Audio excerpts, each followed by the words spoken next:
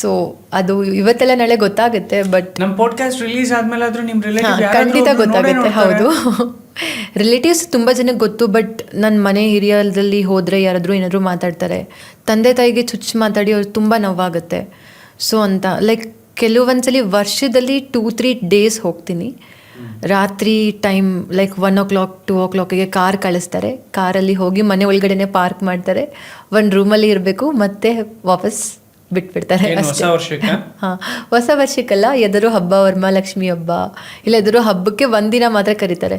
But ಅಲ್ಲಿ ಹೋದ್ರೂ freedom ಇಲ್ಲ.